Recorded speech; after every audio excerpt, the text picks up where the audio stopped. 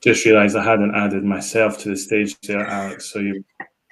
I was going to say, it's been live for 30 seconds and people are wondering why. 30 seconds of you just looking like a guy that can't see straight. So that's no different from normal. There we go. Right, lads, thanks very much for persevering with me there. Without disrespecting you, Matty, I think I'm maybe the second oldest here, but I really felt like an old man there. Like, click here to go live. You're using an old RNTPM key. I was like, jeezy. Right, so we're up now. It says we're live. I can't see if there's any viewers, but hopefully somebody wants to come and listen to us ramble on. So thanks again, lads, for joining me for what is the first live video we've done on scottishfootball.info. So this week is the second qualifying round in all of UEFA's competitions. So I've got a representative, and again, thank you for wearing your football tops. I feel like a school teacher here, just so that the viewers know who do they need to hate. So from the Rangers corner, or the blue corner, first of all, is Doug, who's part of Rangers Journal. So hello, Doug. How are you doing? I'm good, thanks. Good evening. Thanks to everyone watching, and thanks for having us on. No, thanks very much for coming on. So I was on your podcast, or a podcast you're a part of, a few weeks ago, Rangers Journal. So you're on that at least once a week, are you not? And I believe you do most of the graphics and stuff for that website. Yeah, that's my thing. I did that at uni and never managed to make a career of it, so I'm making up for it now. So I do a lot of the graphic stuff there, and slides, thumbnails, and that kind of thing. And then, yeah, you can usually find me at least once a week talking nonsense. No, I was very impressed actually by the graphics and the intro and everything you had from that podcast that I was on, which is why I thought to message you after to say, do you know what, do you actually want to come and do it with someone that has no idea what they're doing? So yeah, thanks very much.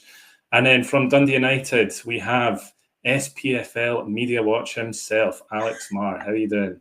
I'm not too bad. You make it sound far more official than it actually is, and I'm not just some jobber on Twitter. But well, you are just some jobber on Twitter, but so am I. And as two of Twitter's eminent jobbers in Scottish football, we have chatted loads over the years, but I think this is the first time we've actually been on a podcast together. So it's good to finally speak to you in person, I suppose.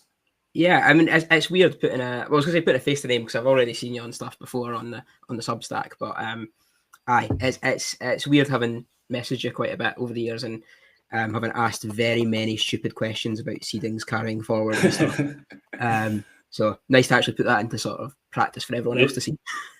Yeah, and for the people on Twitter, a lot of them are going to be surprised to see you in a Dundee United talk, because I've seen you being referred to as SPFL Media Watch with an H when you have the audacity to say something nice about Celtic. Sevco Watch, I've seen that quite a few times when you praise Rangers for doing something good in Europe. So I don't know, is it common knowledge that you're a Dundee United fan, or did I just pick that up somewhere? Do you know what? I've never hidden it. I've never put it like in the bio or anything, but I've never, like, if anyone's asked, I've always kind of answered it if they've sent me a DM or whatever. But to be honest, it's just, I think it's probably good that I get a good mix of Celtic and Rangers. And I had a long period where people thought I was a Hearts fan for some reason. I don't know, maybe Matty was to blame for that. You definitely don't want that. Yeah, that's like a reputation you want to avoid.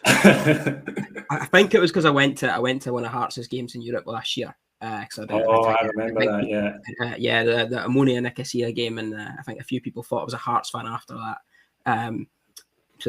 So I'm glad to see, I think I've got some sort of like semblance of neutrality if people are a bit surprised to who I support, so that's probably quite a good thing. Yeah. No, definitely. And obviously, as I know you're neither a Rangers or Celtic fan, I always find it funny when you're getting accused. But then when you put up something ribbon Dundee or talking about Stephen Presley, I know that deep down you fucking hate them. You're pretending to have a neutral viewpoint on Stephen Presley being the worst manager in the division.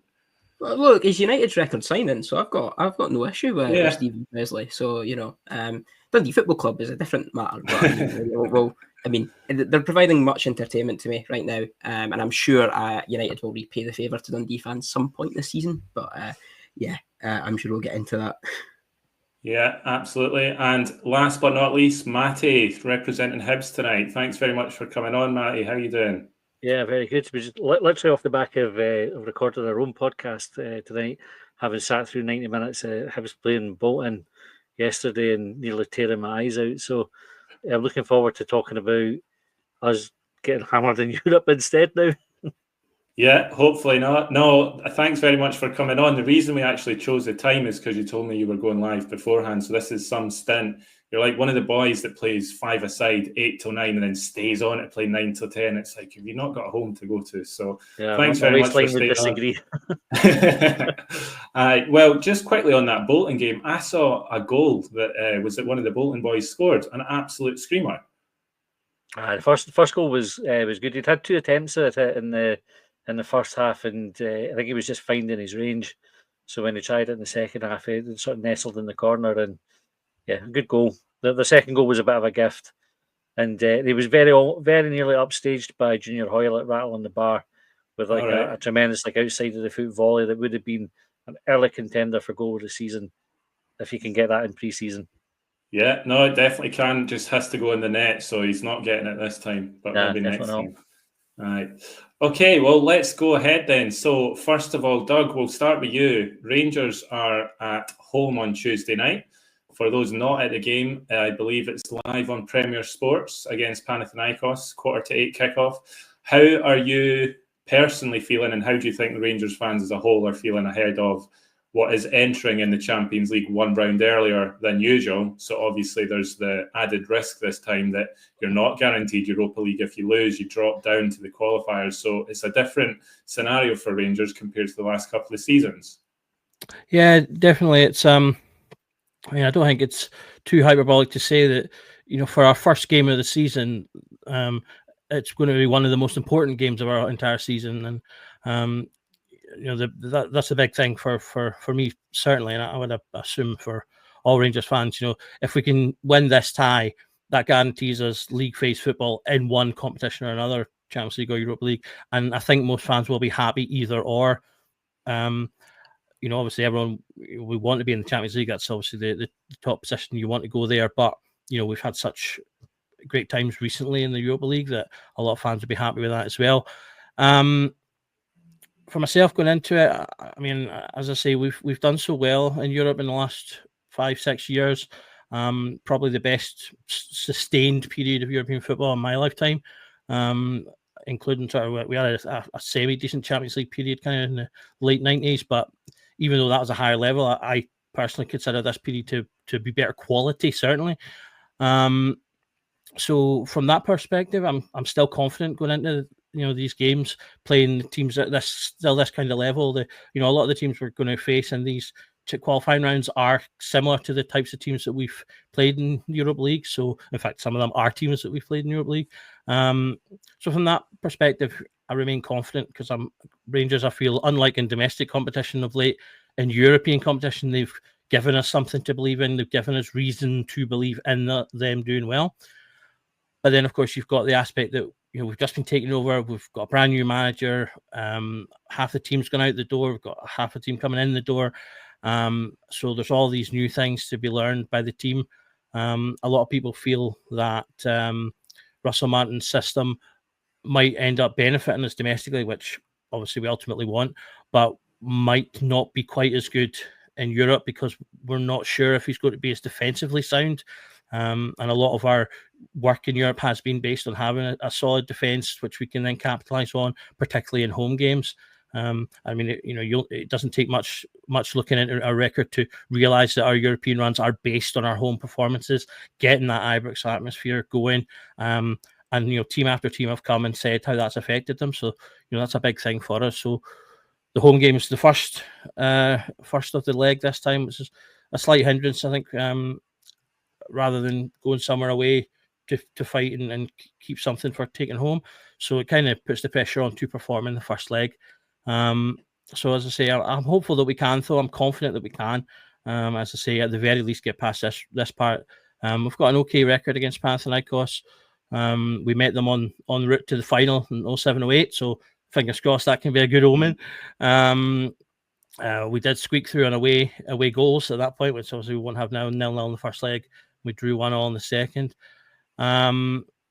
So yes, it's a team that we can definitely beat, but it's also a team that could beat us. So we just need to make sure we're careful and go into it with the right mindset. And I think that's a fair summary. So there's a data analytics guy on Twitter called Patrick Kasky, I think his name is. You might have seen him. He's just launched his own Substack, and I read it today in preparation for this, and he's just so far ahead of me brain-wise.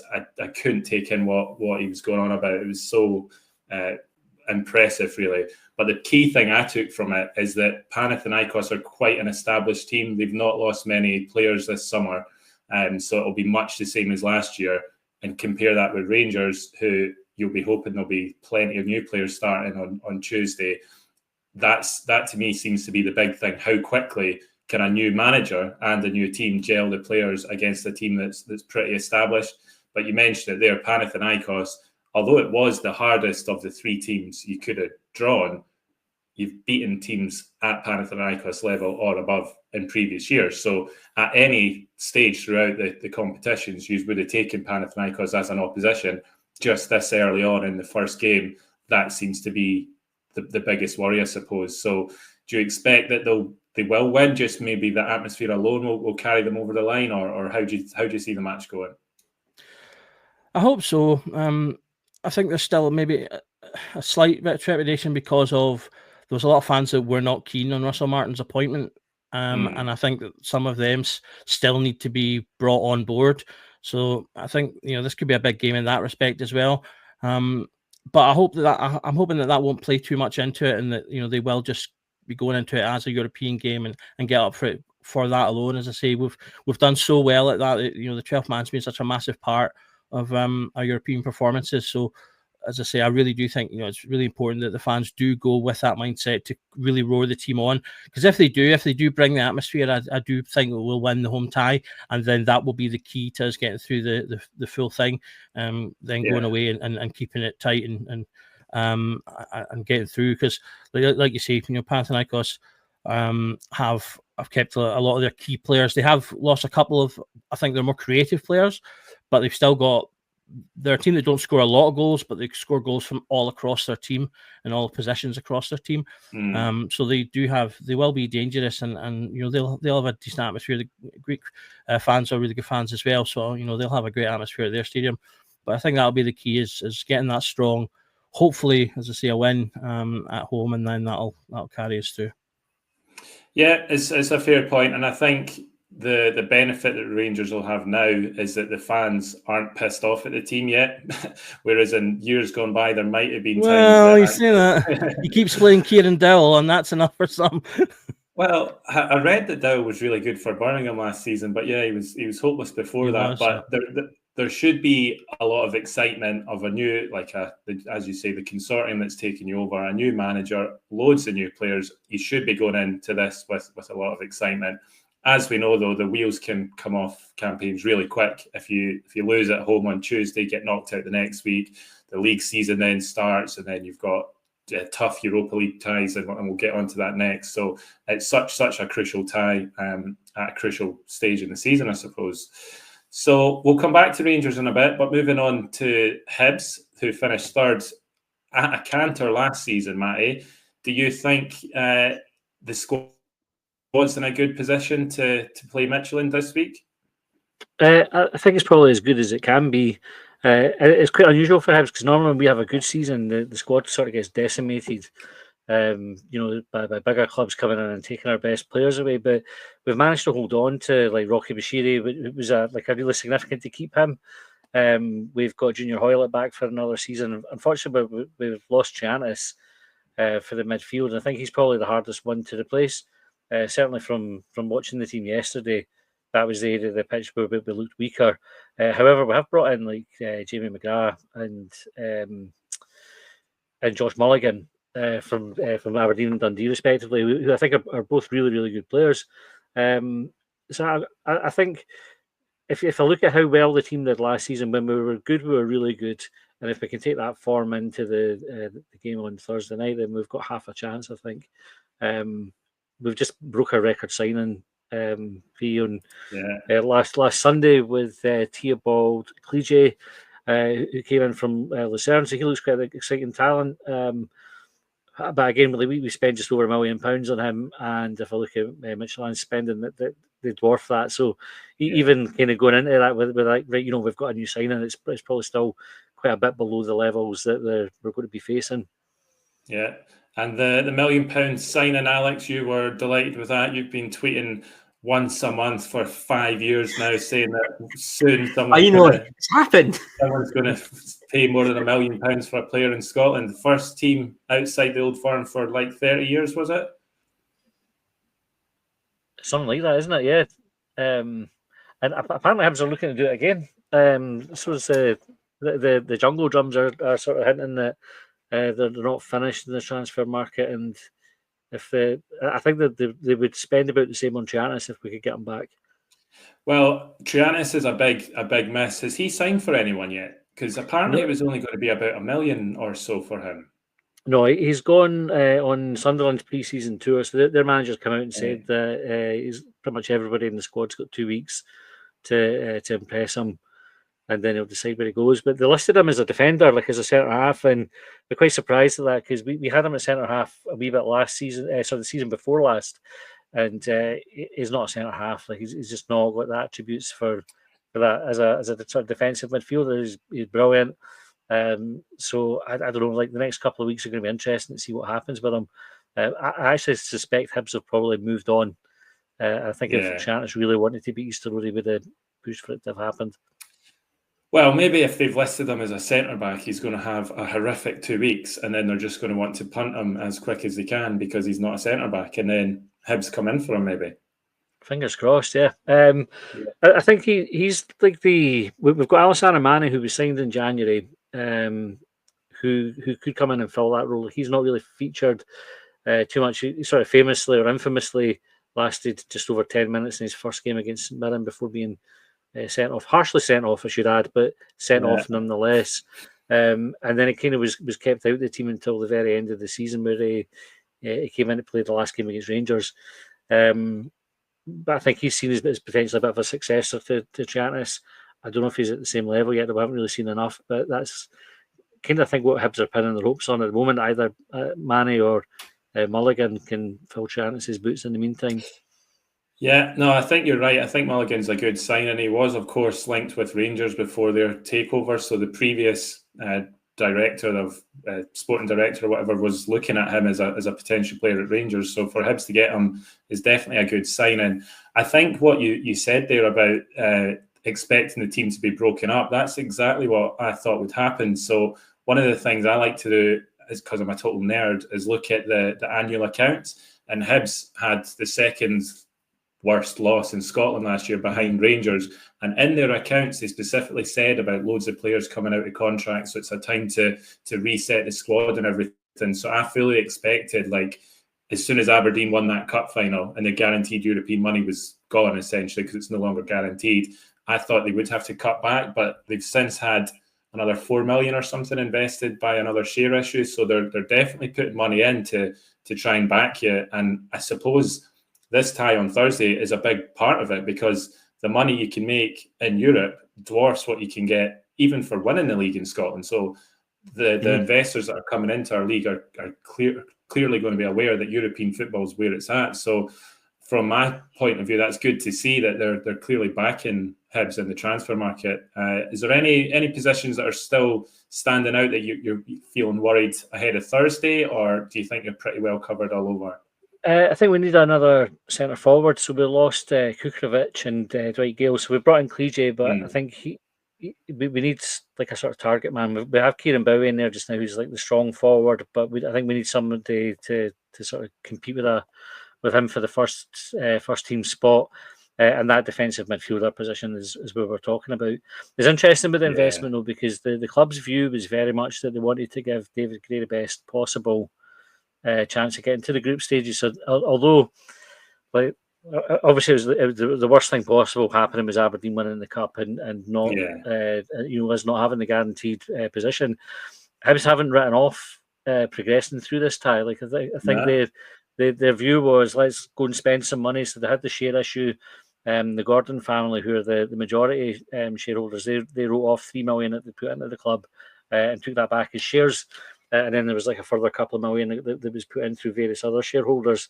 And the view is if they can support Grey to get group stage, then they will. But their sort of next best is make sure we're there again next season. So I think Hibs are they mean business. It's not often like a club that's not the old firm are spending lots of money. Obviously, Aberdeen and Hearts have spent a fair bit over recent seasons. So I think it's interesting to see how this league will go. But Hibs are definitely like if we don't get the group stages, it won't be for a lack of support from the board. Yeah, and that's good to see. There's a stat that the manager that finished third in the league hasn't stayed on until the end of the next season since I think it was Yogi Hughes at Inverness like 14 years ago. I think Steve Clark did it, but then left for Scotland. Robbie Nielsen with Hearts, I think maybe took another job. But generally speaking, they have such a big drop-off, like Naismith did at Hearts, that they end up getting sacked. So history has shown that David Gray was probably going to leave this season, but it looks like they've really backed him to try and have another good campaign.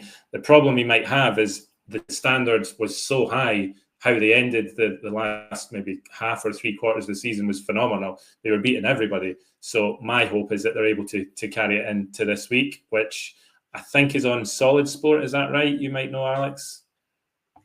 Or Matty, yes, so the away leg Solid Sport. The home leg hasn't been decided yet, although I have a suspicion BBC Scotland may be after that. Yeah, I was going to say BBC normally pick up a few, and they've only taken the Rangers away game so far, I think. They did one per club last year, but was it? Yeah, right. I suspect they expect United to get through and do United in the next round, and then they'll do Hibs in this round because that would work best. Yeah, but then it depends how much money Hibs want and whether or not. Yeah. There was a bit of chat about Disney Plus picking up the Midtjylland games, but I don't know if that's just for their Danish customers. But I suppose if you've got a decent VPN and know what you're doing with these things, it doesn't work. Does it not? It doesn't work. I've because I won't incriminate myself. They have the Champions League and Europa League rights in Sweden and Denmark from this year or maybe from last year. I can't remember when it was, but they've bought a bunch of sporting rights in the Nordics. Partly because Viaplay have, that's not going well. Let's just say that. I think the suggestion is that it'll be BBC will be interested. I know Premier were interested as well, but I don't know if they've actually if them getting the Rangers games kind of made up for that. Yeah. Well, so UEFA obviously sell the rights for the league phase. On and beyond, and for the early qualifying rounds, it's up to the clubs who you want to sell it to. And like Alex said, it depends what Hibs ask for it. It's funny where you said I had heard nothing about Disney Plus, right? So I thought you were starting a joke there, like it's on Disney Plus. Like a Mickey Mouse competition or whatever. Yeah, one of these. Yeah. Wait a minute, are you slagging your own team here? No, I'm serious. A serious rumor. So Alex, then Thursday night, the first leg's at Tannadice, isn't it? Yes. Yeah. So. Yeah, what could go wrong? Against the fifth worst team in Europe, according to the UEFA coefficient, or the fifth worst team in European football this season, according to UEFA's coefficient. They've never played. So they've only played once in Europe. It was last season, and they lost 5-0 in Finland to Koops. They play in front of 150 fans each week, and this is the biggest game in their history by a mile against a nearly sold out Tannadice. I can't imagine anything going wrong at all. Well, in the last since maybe 2013, you've only had one other European campaign, and that was AZ Alkmaar, which are a really good team, and they got blown away at Tannadice 1-0, but still blown away. So surely you're going to win by a few goals on Thursday. I'd hope. I think the worrying thing about United in pre-season has been the lack of goals. I watched 90 minutes. I know, Matty, you were at Hibs Bolton, but I would rather have traded places with you. I was at United Oldham yesterday, and it was every bit what Melon Ball was for us, but for Oldham, and then us not being able to finish anything. So, obviously losing Sam Dalby in the summer was massive. It was massive. It was inevitable. You know, I think he went to Bolton, or was it Bolton or Wigan he went to? I can't remember, but yeah, he's gone down to England, which was always going to happen. If you score that many goals in Scotland, someone's going to be after you. United have also lost Louis Moult, which is, I probably don't agree with, but brought in pretty much every single player per country from the Yugoslavia or Hungarian Empire at different points, because it seems to be all Central Europe signed. Finally signed the striker in Max. I think it's Max Waters. I can't remember his first name, but Waters, who looked quite sharp actually. He kind of came off the bench for the last half an hour. He looks like he could be a bit of a player. I did get the fear when a Barnsley fan on Twitter called him their worst ever signing. That's always really inspiring. What you want to hear for a European game. Worryingly though, that Jort van der Sande and Owen Sturton have been out injured during pre-season, so it's really just Waters and Zach Sapsford, who's the other signing who hasn't scored yet in pre-season. Slightly worrying, but I think United should have enough. I mean, like I say, I've been keeping an eye on Una Strassen's pre-season matches. They've been playing mostly fourth-tier teams from Germany. They won against the fifth-tier team in Germany yesterday, and the fifth tier in Germany is not very good. It's very at that level. It's regionalised, so it's local leagues. It's not like the National League in England, say. So I'm a little bit apprehensive that, you know, if United only win 1-0 on Thursday night and then going over to Luxembourg, it could be a Progress Niederkorn redo. But I think I'm just trying to talk myself into this kind of negative space. I think United should have enough better players, and I think hopefully it should be the most straightforward of the three ties. If it isn't, then I think there's going to be a lot of questions at Jim Goodwin's door. Yeah, well, it's inherently Scottish to be negative and to look for the worst thing. I think the fact that it's at home first as well, like, because you seen Hibs a couple of years ago when they went to Andorra, I think, and like the away leg first was really poor. Then they came back home and it was a formality. I think having the home leg first, even though that's normally a disadvantage because you want the crowd in the second leg to get the tie done, and you're saying it's nearly sold out, that's got to be enough to spur on the players to get the job done and by a few goals. And yeah, it's interesting what you were saying about the signings. I've totally forgot the guy's name. The journalist from the Courier, is it Alan? Alan Temple, really. That is it, Alan Temple. Yeah. I saw him tweeting about you've signed 11 different players or something that for every position in the team, and there's like 18 nationalities or something like that. Is that right? Yeah, I think it's 18 and maybe it's gone up to 19 now with Dolchek signing on Friday. So it's quite a. It depends what you count Jort van der Sande. He plays for Bonaire, but that's not a proper country according to FIFA. So, 18 or 19, I think it is. But I mean, it's going to be an issue with it. Sorry. No, I was going to make a stupid remark that if you gave me like 18 or 19 minutes, I don't know if I'd come up with 19 countries. Never mind name where the 19 players are from. So we were talking to Doug at the start about Rangers needing this sort of new squad to gel. Is it going to be a largely new starting 11 for Dundee United, or is there a good few that are still there? There's a couple that are still there. I think so. Trapanovsky, for example, he started yesterday. I think Ross Graham's been out injured. He's been captain, which has been, I think he was really impressive in the games in pre-season, but then he got injured against Pexwall, I think it was. And then Cleo Hardings came in. So there's a few guys from last season, Sibbald. But I think it'll mostly be a brand new team. I mean, the goalkeeper's changed. Basically a whole new backline, bar maybe Ryan Strain and Will Ferry. The issue I think is that Goodwin probably still doesn't know his strongest team. There's a couple of good players like Isaac Papo and Dario Namo and out in the wing who I think could be starters, but I'm still not quite sure. All the players should be good enough, more than good enough to play against Una Strassen. My big hope is that United win 4 or 5-0, and then you can kind of play the sort of second string side out in Luxembourg. But I think that's maybe get ahead of myself a little bit. I'm still going to wait. If it's 2-0, after the game at Tannadice, then I think you'll probably have to play the strongest team out there. But it's one of those things that I think, it's something that happens every season.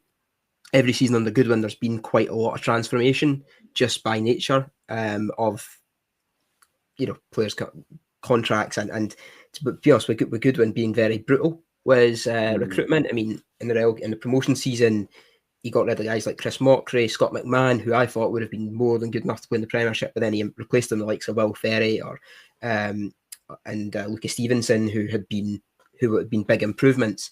So he does have a track record of being able to improve of what he's got.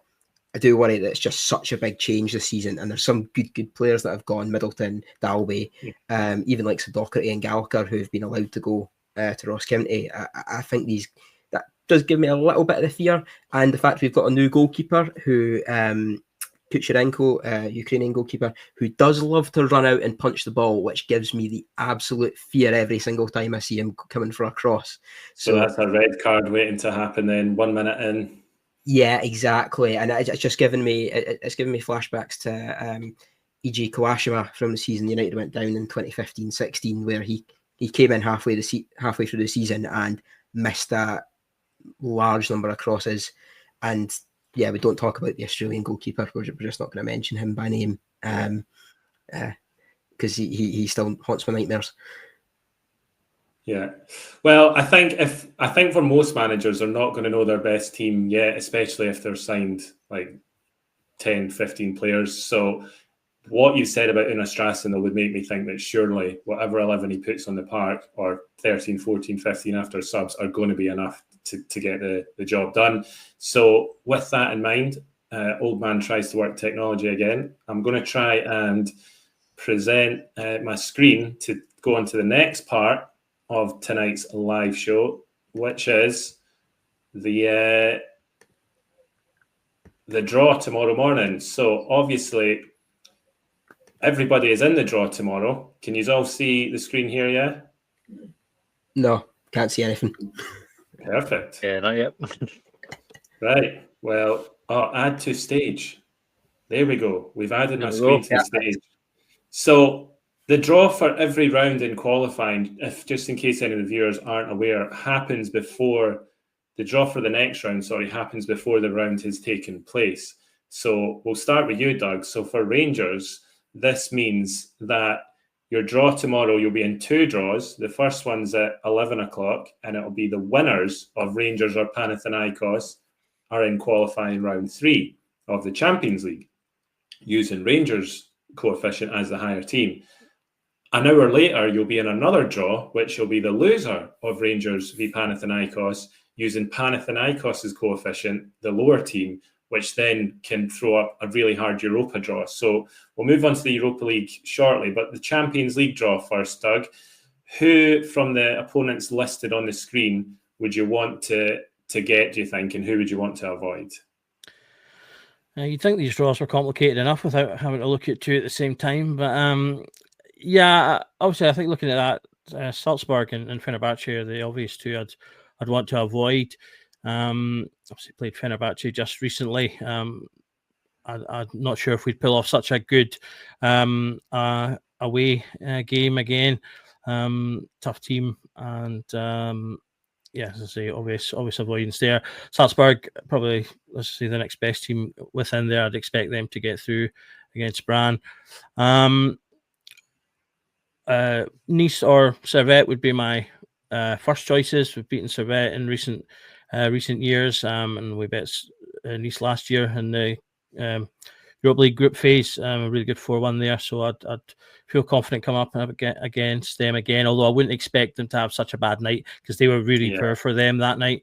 So I would expect them to be much better, but yeah, Servette would be the ideal, but I don't expect them to get through, so that's probably unfortunate.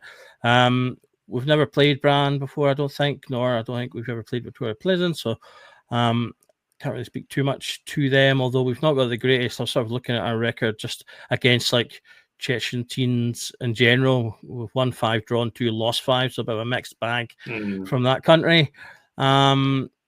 So yeah, I think that's kind of what I'll be looking at there. But it was really, I just wanted to add as well, I thought it was quite interesting, like you see with the mixed draws, how like it kind of intertwines Rangers and Hibs, because I would imagine all the teams we want to get will probably be all the teams that you want to get, Matty, depending on how the things draw out. So I just thought it's kind of interesting looking at that and then looking at the other one going, oh, if that happens, then Hibs will, yeah. So like I say, it's been quite an interesting one this year looking at all that. Yeah, absolutely. And the thing is, you're saying, for example, you don't want to play Salzburg, who are in a bit of a mess. They've failed to win the league now the last couple of years, but you could be drawn Rangers or Panathinaikos versus the winner of Salzburg or Brann, thinking that's a bad draw, but then Brann might pull off a shock in the round, and then you've got Brann. But I think I'd agree with you. I think Fenerbahce, Barry Ball's no longer there. I can't see, you don't have Cherny. He was key at that Turkish result as well. I would be fearful if Mourinho got a second chance at Rangers. I think he'd eliminate you, unfortunately. Nice as well, that night was just brilliant. I think that was Igamani, or it was the first time I'd seen him anyway. It was the first time he really burst on the scene, to quote Big Mika Richards. I remember thinking, is that guy actually any good? Like he rounded the keeper and he was going through on goal, and it's like he's so hesitant. Does he know what he's doing? And then watching him for 6 months and then re-watching those goals, it's like, oh, actually, he was amazing. He knew exactly what he was doing. He was picking his spot. He was waiting right for it. So Nice as well, I think, would be quite tough. I think the winners of Pilsen against Servette are probably your best bet, and it doesn't really matter who gets through. Probably Servette, as you say, will be more winnable, but you've got to expect to get to the Champions League, you've got to be able to beat what are essentially everyone on that list is a Europa League team, really. None of them are going to, although Salzburg were obviously in the Champions League last year, none of them are going to go deep in the Champions League. So whoever you get, if you're going to reach the Champions League, you have to beat these caliber of teams. I just hope that you don't get Fenerbahce or Nice. I think Fenerbahce especially would probably be too much. Yep. So what I'll do now is I'll move on to the Europa League pairing. So the loser of the tie gets drawn tomorrow at the same time. And this is where it's really interesting. So Hibs are playing Midtjylland, who are a seeded team. So they'll be in the Europa League draw using Midtjylland's coefficient. And if they knock Midtjylland out, Hibs are the seeded team in this round. And if Rangers lose to Panathinaikos, they're the unseeded team. So in the same round, the team with a much higher Scottish coefficient is going to be unseeded, whereas Hibs would be seeded. Brilliant for Hibs, obviously not so much for Rangers. But the good thing about the draw is because of country protection, Rangers can't be paired with Midtjylland because it could be Hibs. So Midtjylland are not an option. And also PAOK, the Greek team, are in there as well as a seeded team. That's not an option because it could be Rangers v Panathinaikos. So you've got 7 possible opponents here, already cut down to 5 because you can't get Midtjylland or Hibs and you can't get PAOK. So the ones that are left then, and this is all the winners of from the round that Hibs enter in. So the winners of Shakhtar Donetsk versus Besiktas, Braga versus Levski Sofia, Legia Warsaw versus Baník Ostrava, Anderlecht versus Haken, and Sheriff versus Utrecht. So I think the top of the list there, so this is in coefficient order, the top of the list there really stands out is you don't want the winner of Shakhtar versus Besiktas and you don't want Braga. Is that pretty much how you would view it? Yeah, I think so. I'd be reasonably confident with anyone, but yeah, I mean, those are the 3 big hitters by far. I think maybe Legia or one of the bottom 2 would probably be my top choices. Looking at sort of historical results and things like that. But again, I mean, it's one of these things, they're all strong teams. They're all teams that I would expect to meet during Europa League, league phases and things like that, and that we would need to play well against anyway. So, as I say, I'm fairly, as I said earlier, I've taken a little bit of confidence against anyone these days at this level, the Europa League level. But yeah, I definitely want to avoid the big 3 at the top there. We've had a few games against Braga before that have been really tough games. So kind of going both ways there. Besiktas are really strong, and like I say, Shakhtar as well. So yeah, totally agree with that. Hopefully, though, you're not going to need it because you're going to beat Panathinaikos 3-0 on Tuesday night, and it'll be a dawdle. Then you'll go away and probably still lose 2-0, but it'll be enough to get through on aggregate. So you won't then end up needing this, and this will be Panathinaikos' opponents. So obviously, Rangers are in the first draw, and then the Europa League draw follows. So, Matty, as we were just mentioning there, if you beat Midtjylland, and the Danish league, I think, starts this weekend, but I don't know if Midtjylland are actually playing, so they're not deep into the season anyway. They are a beatable team, and if you beat them, you're then the seeded team in the next round. I'm starting to get a little bit excited for Hibs' chances here. What are you thinking? Well, Midtjylland started their season today. They did a 3-each draw. All right. So they're slightly ahead of us in terms of preparation. I think it'd be a really tough ask. We had a guy that we do a phone in on a Thursday night where some of our listeners phone in, and one of the guys that phoned in he has a good friend who's a Midtjylland fan, and just rattled off the players that they'd signed and how much they'd signed them for. And everybody else on the phone, and you could just see their wee hearts sinking as they see the chances of getting through the tie vanishing in the distance. So I think they're probably sort of set somewhere between Rangers and Celtic in terms of their quality. Yeah. And we beat Rangers, we beat Celtic last season. Doesn't happen often, but it's possible. So we've got I suppose a puncher's chance against them. Yeah, and if you've got the form that you had at the end of last season, the last 6 months, you were beating Rangers and Celtic every time you played them, it felt like. So I'm optimistic, and hopefully, even if they have spent millions on new players, maybe they'll suffer from the same sort of thing Alex was on about, that the manager doesn't quite know his new team, they've not gelled yet. And surely having the away leg in Denmark, first of all, if you can get a draw there, then that really sets up for the following Thursday at Easter Road. Yeah, I think it brings to mind our tie against Lucerne a couple of seasons ago when Lee Johnson was in charge. The Hibs were brilliant over those 2 games. We beat them at Easter Road, and I think we beat them over there as well, or got the draw. But the performances were terrific, and I think if Hibs can be in the tie coming back to Easter Road with the crowd behind us, an evening game, I would fancy us to maybe pull off a wee upset there.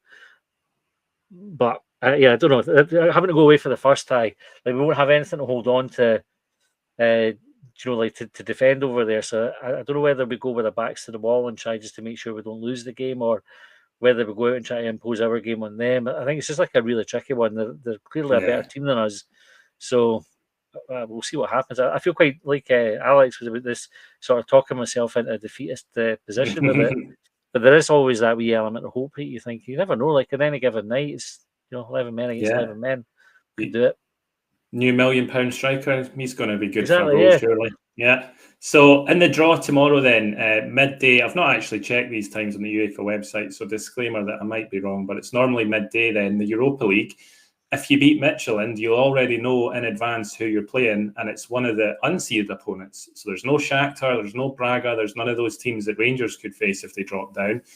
From the list on the screen then, the winners of Lugano versus Cluj looks quite a tasty one. The next 2 teams down, I feel like that's winnable. Larnaca from Cyprus and is that Kelja? Not very great at pronunciations. And then a few of the Champions League drop-down teams that Doug alluded to, where they probably want the winners of Servette versus Pilsen. The losers are possible opponents for you here. Then there's an Austrian team and a Norwegian team that enter in this round as well. So what are your thoughts on who offers sort of the best route through to the next round? Yeah, I think that second group in the Sergi and the Larnaca, they are definitely look like they're giving us our best chance of getting through. But you look at some of the teams there, like Salzburg, they're 156 million £156 squad, and how do you compete with that? It's really difficult. So, I mean, you take it back. I'm glad there's not an Aston Villa there this time. Though. Like I think that is last time we were in this position, we ended up playing Aston Villa and had no chance. So. Yeah, that was so unlucky. That was in the playoff round. So all 5 Scottish teams were still in Europe by the playoff round for the first time ever, and Hibs got the only English team in the competition, the favourites to win it. It it was typical Scottish, really. And then a typical Scottish thing is like, that was a year or 2 years ago. I still see on Twitter every now and then, who were the best away fans at your ground? And there's Aston Villa fans saying Hibs fans because they were brilliant at singing, but still got pumped 3-0 or whatever it was. So we just didn't care about the football. Of course, yeah. Hopefully, though, it's going to be different this season. And the brilliant thing for Hibs is, I'm talking here like they're beating Midtjylland, so we're just going to go with that. Once they've beaten Midtjylland, if they get a doable draw here, like the team from Ljubljana or Larnaca, and win that, they're then guaranteed league phase football because they're then in the same round as Aberdeen, the playoff round, where if they lose, they're into the Conference League. So this tie against Midtjylland's absolutely huge because it could then open it up to getting the league phase football that you've already thought you had until that Aberdeen penalty shootout. Yeah, it's massive. Like it's you've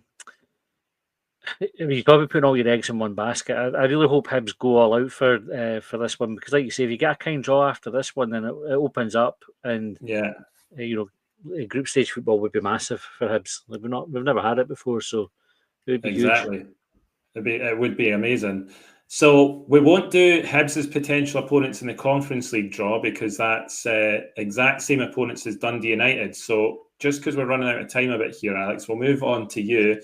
So Dundee United are putting out Una Strassen. I'm not having any other way. This there's so many opponents here. I can't actually get them readable on your screen. On the morning of the draw, Alex, UEFA are going to release groupings to sort of narrow down these teams. Have you had a look yet about what sort of teams you expect to be in Dundee United's grouping? Is it sort of Scandinavian ones, or?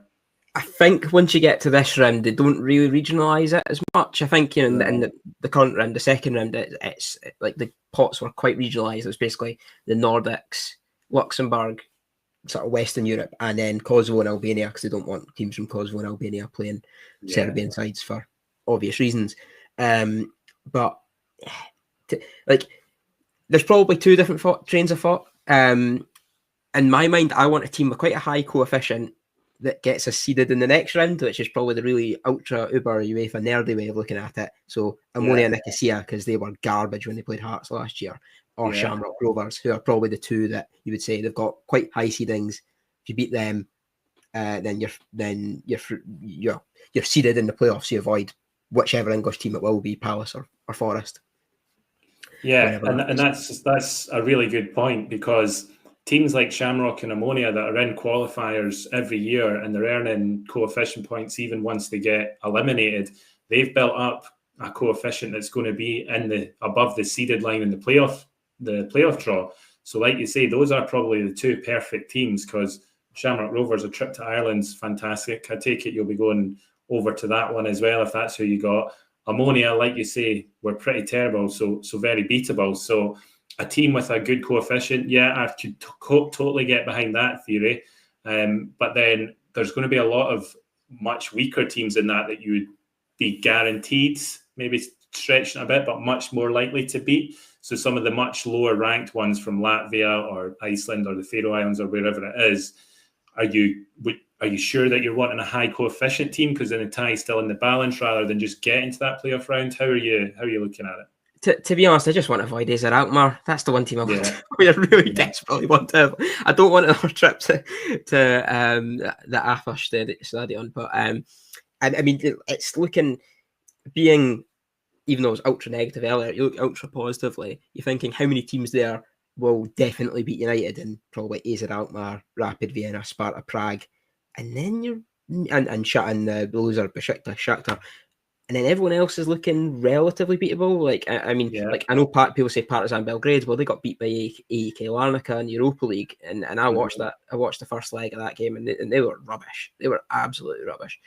Hapoel Beersheva, not a great trip, but because it would be neutral venue. But again, Israeli League's dropped off, so there's a lot of clubs there. I think there's a lot of names. I think that you want to avoid. I'd be happy with a Viking Gur or a KI Klashnik, but. I actually think probably Shamrock Rovers are one of the weaker seeds anyway. So I would say that they'd probably be my ideal scenario, and it's be a lot cheaper to go as well, which I'm also being slightly concerned about. I think obviously Hibs are in the same basket as us because we've got identical seedings. So hopefully Hibs don't have to worry about who they're playing. I mean, it would be quite funny if Hibs got Petrocube. That would be quite funny, given what happened last year. Yeah, that would be quite interesting. I suppose Maribor as well. They've kind of been a bit of a club that have caused a lot of issues for Scottish clubs over the years. So yeah, I'm looking forward to it as long as we avoid Santa Clara, Isar Alkmaar, Istanbul, Başakşehir, Sparta Prague, Rapid Vienna. One of the big boys. I mean, AZ Alkmaar would just be absolutely typical. Back in Europe for only the second time in 12 years or whatever, and you get the same team that beat you like 17-0 or whatever the score was. I should say that team, that AZ Alkmaar team now, is a lot weaker than the one that we played. Like, I mean, Reindeers. Yeah. Reindeers who's off at Man City, Pavlidis who scored the hat-trick in the Champions League for Benfica. You looked at that team, I think they had someone else who's now playing in the Premier League. So, and obviously that United team is probably the worst United team in living memory. So, you kind of balance those two, probably a bit closer, but they'd still be still expected to be at a level above. And I don't want I just don't want our trip there because that was expensive last time. More than anything else, not a beer that was drank. But yeah, it's avoiding the sort of, they're the one that you really, really want to avoid. So you can guarantee it, United will get Alkmaar tomorrow.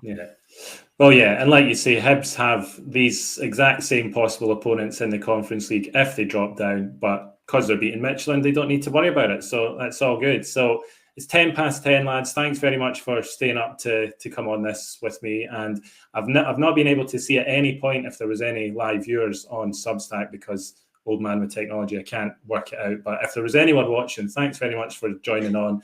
I'll send it out by email to everyone tomorrow morning. So if anybody missed it, you can watch it again. But to Alex, Doug, and Matty, thanks very much for coming on. I wish you all luck this week, and hopefully we've got 3 teams through to the next round of the best competition they can be in. So thanks very much, guys, and I'll have you on again soon. Cheers. Thanks. Cheers, lads. I'll give you all a text shortly. Thanks very much for that, though, all right? Nice one. Cheers, bye. Cheers, bye. See you soon. Bye.